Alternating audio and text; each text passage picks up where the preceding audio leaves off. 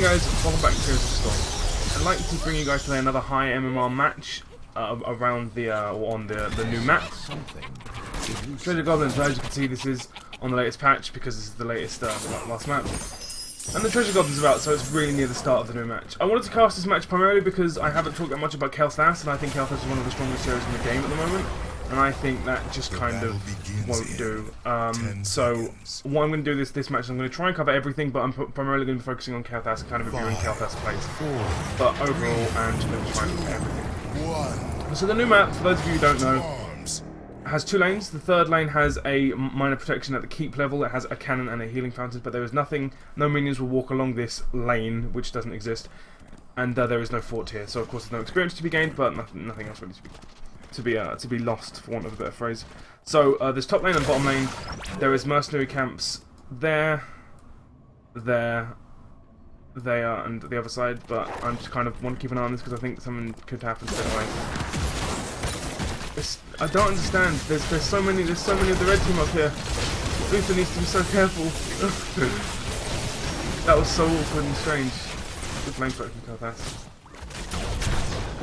So these level 1 engages are kind of awkward because what do you do? It's a good charge on the Jaina at the back there. This could prove dangerous for the Jaina. Unfortunately, the Hungering Arrow from Valor didn't land, so it's going to kind of force the disengage. Level 1 engages are so strange, especially on this map, because this map doesn't really lend itself to a 4-1 split. I'll talk more about the map when this battle kind of settles down. Oh, that Meridian's going too far. Unfortunately, the damage isn't there on the tanks. You can easily jump away. Nova needs to be kind of careful, but it's very difficult for the balance to get any damage off. Good stun. This could be the end for Nova. Should have kept running along here. If she'd seen my tips and tricks video, she might have been able to escape from that plug. So, other than that, it seems to be the first kill, but of course it is level 2, so that does give them a minor advantage, but nothing insurmountable by any means.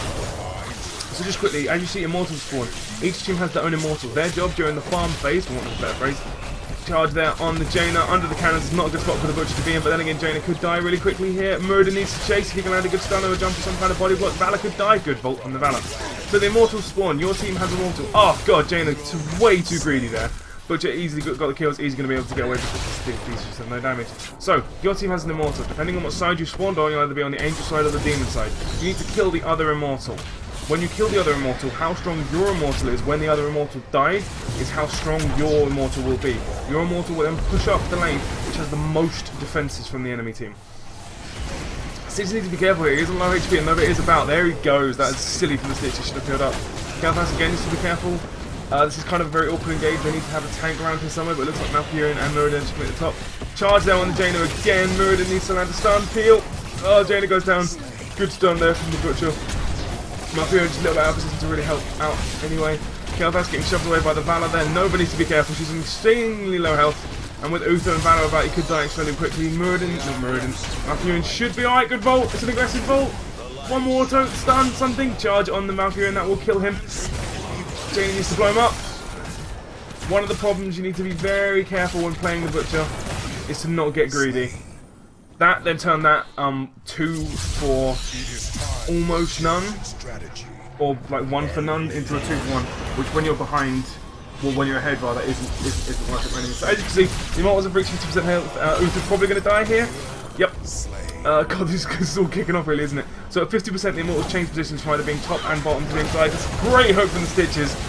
Fortunately, Nova does manage to get away, but don't take nothing away from the Stitches. That was amazing. Butcher's coming in from the flank. This is not a good situation to be in. However, he cannot charge the Jaina because it would just become massively overextended. So I think you now need to settle down. This Teknoaxe is a little bit too far forward. Misses is done, unfortunately. Malfurion's trying to do all kinds of crap. Not really getting amazingly well. It's a good charge. Unfortunately, it does overextend him massively. And he gets blown up. Again, you need to be very careful when playing Butcher not to get too greedy. Too many people see a low HP assassin and just charge for him. If it means you run through their front line, you're probably going to die because your team cannot back you up. So Nova here's in a good spot. Oh, well, that's an ambitious hook. It would have been amazing if he got one though. Stitches needs to be careful here. It's very difficult to kill Stitches just because of his, like, just how quickly and he can heal himself up with consuming and whatnot. And oh, that's a great flame strike. Stitches needs to be very careful here, and so does Uther, but Uther should be alright. That's a great entangling route. There goes Valor as well. God knows how Valor died. Uther should follow this. Yep, there we go. That means it's a 3 for none, and the red team are significantly back in this. They did Is that the blue team? Yes, it is. So, sorry, that was really confusing. So, unfortunately, in that catching up in the experience, which they did do significantly, they lost a very, very strong Immortal. So basically, how much health your Immortal has when the other Immortal dies dictates how much shield you'll have. And once he's through the shield, he is surprisingly easy to kill. So this lane is clearly the strongest, has full ammo, full HP, and it will just shove up this lane now, similar to many other things. The health on this does not tick down, so a character like Sylvanas, someone who can disable structures or just eliminate structures very quickly, incredibly, incredibly strong. You need to be very careful here, because this is, oh god, this is all going to kick off down here. Stitches needs to be careful. Kael'thas gets melted, and there goes Muradin as well. It's so difficult to engage when you're being shoved by an Immortal. You will die so quickly because it's so difficult to avoid all the abilities. Yeah, it's just, oh, that's a great hook. That's a phenomenal hook. Probably was going to be able to get away because Valor's on low mana, but oh, Nova's overextended. Should be alright though. Muradin can jump over the wall here and really cause some havoc. That's a good, oh, that's a good invulnerable. Good E, I suppose. I don't even know what that move's called. Stitches again should be alright. Oh, played. That's the power of Kael'thas, just zones them on the way he has to escape. So Stitches overextends there. Did I say should be alright? I think I meant to say should die, but now it's going to stabilise. The Immortal has gone down, but they have taken a 4 for it, which is very good. So as you can see, they now have a very small experience lead once again. Let's have a quick look at the kills. Yep. So the kills are about even. The experience lead there is really going to just the kind of soaking that they've done or not done, and just the fort which has been got, because as you can see the blue team has slightly more kills and a fort, but the experience lead does not dictate that at all. It's less than half a level, which is incredibly minor. So the red team needs to be careful here. They could pick up a Stitches. This would be really big if they can kill him, but again the blue team is close enough that they can just run in and get a Stitches. It's incredibly difficult to kill. There he goes. Valor's a little bit overextended here. The Butcher without his tank is difficult to use properly, but it is possible. So the red team here can just kind of sit back and stabilise this lane as often as they want with their top lane shoving. Muradin needs to be careful. Oh, the blow up! It's devastating. Tassadar just got hit by the infamous Jaina Kael combo there, which is where Jaina uses a Blizzard on where Kael'thas uses a Flame Strike. You get hit by both of them, or in some cases all three of them. The second wave of Blizzard plus the first wave of Blizzard plus the Flame Strike, and you just like 3/4, 4/5 of your health bar just disappears. Valor needs to be very careful here, like she can just easily die, and so could Uther. I mean, she should be a little bit more survivable. That's good surviving from both of them, just to make sure that they stay alive, because at this stage in the game you need everyone in your team to be alive, because the Immortals are about to spawn. So, again, this is kind of the farm phase. You just need to get as much damage off as possible, because of course every point of HP you deal on them is worth it, regardless of whether you quote-unquote win or not. Making their Immortal weaker is almost as good as making your Immortal stronger, if that makes sense. If you're not sure you can win. So the red team now has a significant advantage here. They become immortal during this phase, ironically, as they are called the Immortals. And now it's going to be Stitches is just overextending, and Butcher comes in from the side. It's a good stun, or it's a good land on the Jaina. It's a bad hook, unfortunately. That will be a decoy. Nova is running away, but Butcher needs to be very careful here. He could get overextended very, very quickly. Kael'thas coming in to clean up. He can escape. Tassadar needs to be careful. He's overextended. The whole team is getting a little bit too greedy here from the blue team. It seems to be getting a little bit too greedy and dedicating to kills a little bit too quickly. There goes Tassadar. Should die. Good hook. Probably going to save him.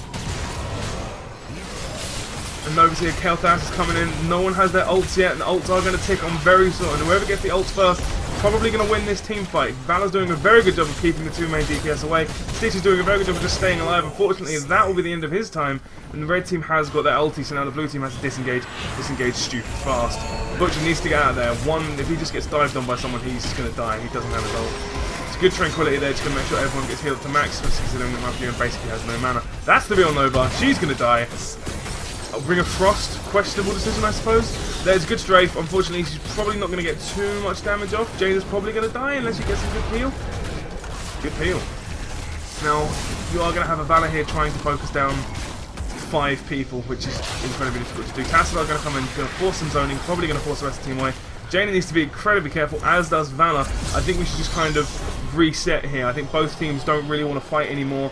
They just kind of want to hearth back, get some health. Maybe Kel'Thas with a little bit of mana can kind of zone a little bit, but unfortunately with Stitches here, he does need to be careful as he could just get hooked and die incredibly quickly. If the Butcher was on point there with the hook charge combo, Kel'Thas would definitely have died there. Unfortunately, the Butcher was a little bit too preoccupied in taking out the Immortal. Triple tap, not going to do an awful lot. Again, using triple tap on a tank isn't the best thing to do. Everyone has their ults now. I'm not going to have a look and see what they pick, but it looks like we do have the pretty standard ults aside from triple tap and Ring of Frost and Putrid Bile, it seems. Nova's decoy. Red team seems to want to try and escape here. The Butcher with a good lamb to the slaughter. Fortunately, the stuns are going to stop him doing anything. Great strafe from the Valor. Really going to allow everyone to just kind of... You can't engage. When Jaina dies and you have your Kel'Thas who is back now, we need to be careful. A couple more flame strikes and he will die. Muradin needs to just get out of there, even though he isn't advertised. He's going to die incredibly quickly. Too much damage the Phoenix is dealing out at the moment. They need to not be engaging under the Phoenix at all. That was a great lamb to the slaughter there from the Butcher, really just securing the kill on his own. That would have been incredible. I don't have a clue how we knew it was there, but then again, I'm not very good at finding out where stealthers are. Looks like they're going to try and take a little cheeky camp. They're probably going to get it without too much trouble. Putrid Bile, Nova needs to be incredibly careful. It's a good stun. Gets out. Really with more by luck than judgment, I suppose. But still, good enough. The blue team will have mercenary camps. As you can see, these are the siege giants. They work slightly differently than the classic golem siege giants. They will deal a little bit more damage from a little bit further away, I think, and of course the fear, so it's more difficult to kill. But their health pool is slightly lower, and they are spread out over 3 people, so AoE ability to kill them more quicker. And they're going to take their knights. Again, knights slightly different. Knights have these two kind of summon tiger type things, and the shaman who summons them. So you need to kill the shaman first, otherwise he'll just keep spawning the other ones. And yeah, it's just kind of the reset phase now before the Immortals get hit. Everyone's going to try and get full health and full mana and just kind of sit back and get mercenary encounters, which of course is what everyone seems to be doing. It's the blue team will gain a slight advantage here. They will have both the siege giant mercenary camps and the bruiser camp, whereas the red team will only have one bruiser camp. So it's a little bit of advantage.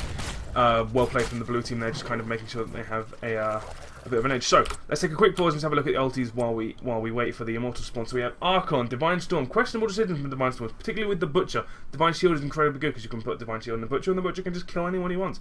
Putrid Bile, I agree with that. With the Butcher and Valor, you don't really want to take someone out because they have a lot of AoE damage and you don't want to interrupt any abilities, and Putrid Bile is just an incredibly high amount of damage.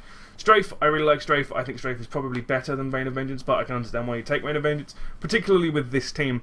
Tranquility, standard, triple tap, taking out individual people. Phoenix, pretty standard. Avatar, pretty standard. And Ring of Frost, questionable. I don't know why you would take Ring of Frost over Water Elemental, but apparently some people do. So the Immortals are going to be spawning here. And it looks like they're going to be focusing around the red team's Immortal, which is not really good for the blue team. It's a great Phoenix, really going to stop anyone mapping, but unfortunately the CC is really starting to come in, but the red team Tranquility just keeps them alive. There goes Kel'Thas being focused on by the Butcher, really should have killed from there. Triple Tap is just going to be able to kill out everyone from the blue team now on such low health. And that's very good. It would have been amazing. Or if Nova's on point, he might be able to pick up the stats, but unfortunately it's a little bit too far away. So what happened there with Kel'Thas with the Butcher and Nova, in fact, was that, particularly with Kel'Thas, don't really know what killed them. With Kel'Thas, the Butcher just charged and managed to get a lot of damage off without too much recompense for it.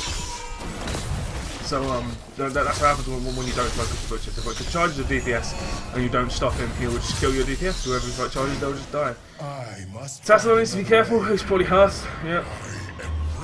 And now we're going to have the reset, which inevitably means there's going to be a fight before long. And here we go. Blue team seems to want to force it. Everyone's standing by their own Immortal, so they're not really going to be able to do too much. This is where Kel'Thas' strength really starts to come in. And the artillery, great hook there, unfortunately it does land on the Muradin, which is going to be the best. Good Phoenix, forcing disengage. Uther's a really bad spot here. Uther could just get burst down if he's not careful. Not the best strafe. The strafe is only going to hit 1 or 2 people. Unfortunately, one of those people is Jaina. It's a great flame strike there, really just forcing it out. Nova needs to be very careful here, as does Muradin. Muradin needs to stop Nova from dying. Everyone needs to stop Nova from dying. Burst down the stitches. Butcher's going to do so much work on the Uther here, or Muradin even. Needs to somehow stop him. Good entangling roots. Great entangling roots, going to save Muradin's life. And well played. Valor again needs to be careful. That was very greedy from the Valor there, and that will be an ace. That'll be a 5 for 1, and the 1 came from just Jaina being focus down a little bit out of position. Of course, this is just the one problem with Jaina, punishable assassin. When Jaina gets out of position, you can easily kill her, and she can get out of position quite quickly because her range is so short. Or surprisingly short, shall we say. So yeah, it looks like the red team are going to win this. Not amazingly convincingly. Their immortal is going to be about half HP, so the shield will be about half. Tassadar needs to be careful. If he takes one more move, he's going to die, but of course that is going to stop him doing it. A couple of things that people don't seem to realise is when your immortal spawns, it kind of charges up. 2 health orbs drop, so you can just get some health back if you want. And it looks like he will probably shove bottom lane. That's where it looks like he's going to shove, just because the crosshair appears here, which I wasn't looking at. Let's see what the state of both lanes were. So the red team are going to try and shove with their immortals. It's a good idea. I like shoving the other lane, but that's just me. Muradin's gone a little bit too hard. So is the Butcher. Not the best idea from the Butcher. Oh, good block. Stitches is getting a little bit greedy on the Nova there. Good juke. Stitches might die here. I should probably keep an eye on this chase. It's just incredibly difficult to plan this many things at once. Stitches dead. Immortal dead. So sacrificing one hero to make sure that the immortal is taken care of. I'm not sure how worth that is. I imagine it's pretty worth at this stage in the game, just to make sure you're not losing port. But at the same time, you are going to be losing an awful lot. Now the blue team can burst out here if they really want to be crazy. I'm not sure how successful it will be, but they could at least try and shove them away. That's going to be the end of Tassadar, and that that's the power of Kael'thas there. Almost killed 2 people. Oh, Uther getting hit hard, and Nova going to be an easy kill. No, oh, there goes Butcher getting blown up. And that's the problem with being Butcher again. So the reason that the Butcher's died, how many times? 6, is because the Butcher's just been a little bit too greedy. Has been charging in or staying in when he shouldn't have. Has been doing a little questionable things, I would say. Oh, so this is where Jaina and Kael'thas really start to shine. They are what I like to refer to as the artillery DPS. That's a fairly good strafe in all honesty. Nova gets hooked. What a hook! And there goes Nova. That means this engage will stop very soon. Uther needs to be careful. One stun, he'll die. Oh, he's dead. Muradin again needs to get out of there. Needs to try and heal for him. This is good. That's good. Tanking routes there. Oh, this is going to be questionable. What are they going to do here? He needs to try and play out the Valor. No one else is focusing the Valor. Valor's going to die, maybe. Kael'thas definitely going to fall here. So that was a 3 for 2. And the reason that kind of all went tits up at the end there was because the Butcher came back and managed to charge, which is again what the Butcher just excels at. When you're slightly winning a team fight or a team fight's very even, if the Butcher can appear on full HP, full mana, you can just really decidedly win the fight very quickly. So the Immortal's just going to fight it out here while everyone just kind of settles down and readjusts themselves. I don't mean to speak too soon, but I think if one team can decidedly... Oh, God, Malfurion really took a lot of damage that he shouldn't have done there. That's going to be a charge. Butcher again, a little bit greedy here. It's going to be a land to the slot. It is going to hit Malfurion, but it's going to cost the Butcher his life again. With greed from the Butcher costing him his life. You need to be sure that you're engaging one-on-one. Like, you need to see the other 4 members of the team. Otherwise, you shouldn't engage on that as the Butcher. So, I would say if one team manages to decidedly win this Immortal phase, they are probably going to be incredibly well set up to win the game, if not win the game. Stitch needs to be careful here. Nova at this angle is incredibly strong. Valor is going to be able to zone her away, therefore. Oh, good hook on Muradin. Well, unfortunately, he's going to pop Avatar. And Valor is getting focused down. Kind of desperation strafe there on that low HP. It's not really going to be worth it. Nova needs to be careful. A couple more hits and she's going to die. Kael'thas getting Shrink Raid and stun, the double stun. Fortunately, not going to be enough to kill him because there's no damage in this. It's going to cost Uther his life. Tassadar coming in from the north side, getting rooted. Valor goes down. She was on HP for so long now. I'm surprised she lasted that long. And it looks like the blue team are going to be on about half the high HP. I think Kael'thas is the lowest of everyone. That's a very good spot for them to be in. And it looks like they should be incredibly careful. Nova's probably going to die here. There she goes. A little bit too greedy, a little bit too much, a little bit of an overextend there, but Stitches is going to fall for it. So a 4 for 1, pretty good for the red team. The red team now has a definitive experience lead. They are going to get their 20 talents way before the blue team, which is going to be a really big power spike, particularly for some of these people. such as Jaina and Kael'thas with Bolt of the Storm, and Jaina, I imagine, will go for the improved ult. Just going to kind of reset here. And the red team, I wouldn't call that decidedly. I would call that about 80%, so I would say he's probably going to get very far.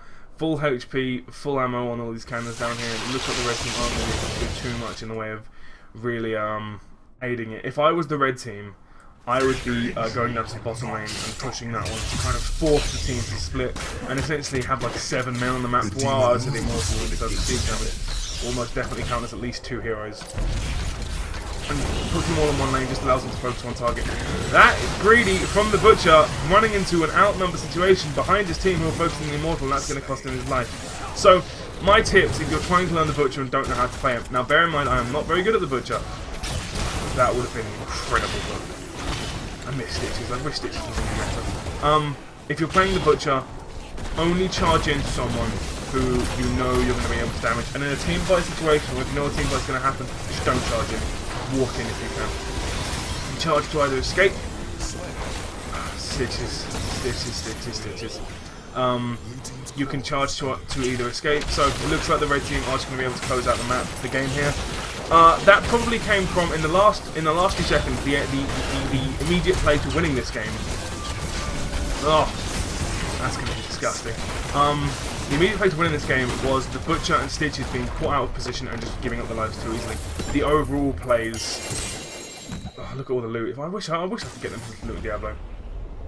So the overall plays was just the red team being able to force team fights and pick people off in a much more decisive fashion than the blue team was. I said I was going to focus on Kael'thas, but unfortunately there was just team fight after team fight after team fight, and I couldn't really focus on Kael'thas that well. But I think Kael'thas did surprisingly well. Let's have a look at his stats real quick. Kael'thas obviously did the most hero damage because he's just incredibly powerful. Closely followed by Nova, which is surprising that Nova managed to out-damage the Jaina, but Jaina did an incredible amount of siege damage compared to the rest of the team. Overall, I would say the reason that the red team won that compared to the blue team was the red team just managed to have more consistent, better engages in terms of they were just getting 1 or 2 kills before the fight a lot more often than the blue team were. So yeah, that's that. If you want any more of these, please let me know. Please link me to any replays that you want me to cast or that you think I should cast. Other than that, if you want any heroes, let me know. If you want any quick guides on heroes, if you want anything a particular topic talked about, please let me know. Other than that, I have Mr. G, and I'll see you next time.